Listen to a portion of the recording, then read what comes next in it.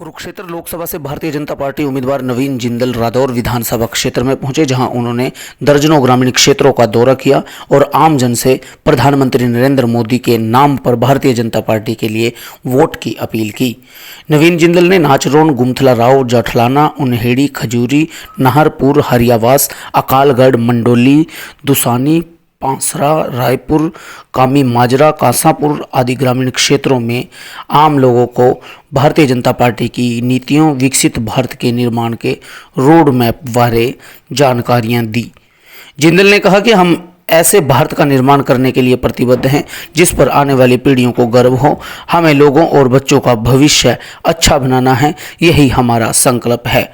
नवीन जिंदल ने रादौर में कई जनसभाएं की। आम लोगों से रूबरू होते हुए नवीन जिंदल ने विपक्ष पर भी सियासी हमले किए। उन्होंने कहा कि प्रधानमंत्री की गारंटियों से फायदा जो हो रहा है उससे विपक्ष में हड़बड़ाहट है।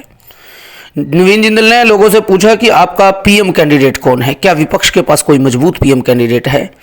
क्या पीएम नरेंद्र मोदी के मुकाबले में विपक्ष पर कोई नेता ऐसा है जो टिक सकता है? जिंदल ने कहा कि पीएम मोदी नए भारत को नई ऊंचाइयों पर ले जाना चाहते हैं। वे विकसित भारत की तकदीर लिख रहे हैं। आपका हर वोट नरेंद्र मोदी के हाथों को मजबूत करेगा।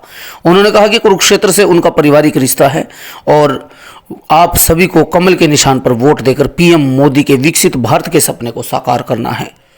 नवीन जिंदल ने कहा कि यह कुरुक्षेत्र का सौभाग्य है कि कुरुक्षेत्र के सांसद रहे नायब सैनी आज हरियाणा के सीएम हैं।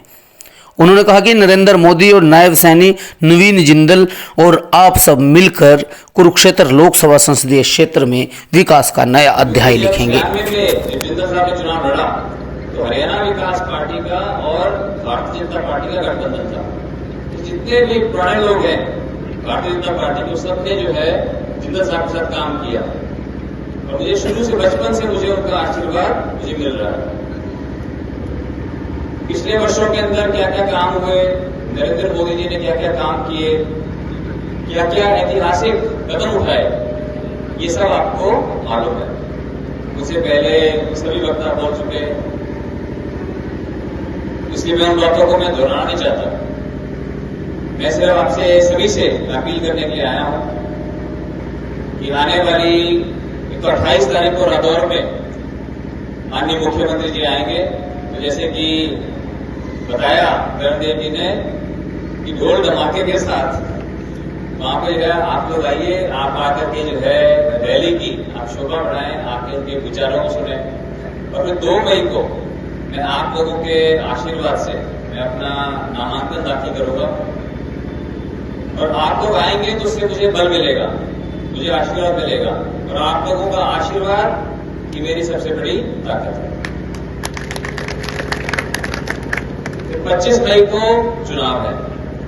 चुनाव में आज सारी जगह ये हो गया कि बीजेपी बहुत आगे है, नवीन जिंदल बहुत आगे है, लेकिन हमारे को ये नहीं सोचना कि हो जाएगा। हमें एक एक जो है जितनी बड़ा मार्जिन होगा, जितनी ज्यादा ताकत मुझे दोगे उतनी ताकत से मैं आप लोगों की सेवा भी कर पाऊंगा। तो मेरी आप सबसे विनती है कि सभी लोगों को जोड़ें। जो हमारे पुराने साथी थे, कई साथी जो है वो ये सोचते हैं कि भी हमारे को फोन नहीं आया, हमारे ये इतना बड़ा इलाका है, उसमें जो है एक एक से संपर्क करना मुश्किल हो जाता है। तो जितने हमारे साथी हैं मैं उसे यही आग्रह करूंगा कि बाकी सब साथियों को भी जोड़ें, क्योंकि ये जो चुनाव है ये बहुत महत्वपूर्ण चुनाव है। देश के चुनाव में देश का प्रधानमंत्री कौन हो, हम तो बोल रहे हैं कि नरेंद्र मोदी जी होंगे और बाकी जो विपक्ष के लोग हैं उनसे ये पूछ रहे हैं अगर कोई कि भाई कौन है तुम्हारा प्रधानमंत्री, कैंडिडेट कौन है, उनको पता है? बताओ जी।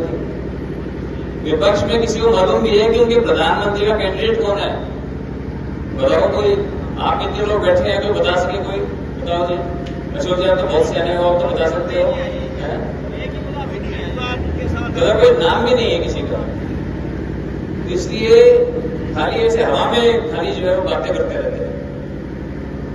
मेरी आप सभी से विनती होगी कि इन बातों को हम लोगों को समझाएं ताकि बहुत मजबूती से हम जो इस चुनाव को जीतें और फिर जो सपना माननीय नरेंद्र मोदी जी ने हमें दिखाया है एक विकसित भारत का, उस विकसित भारत के सपने को साकार करने के लिए हम सब एकजुट हों।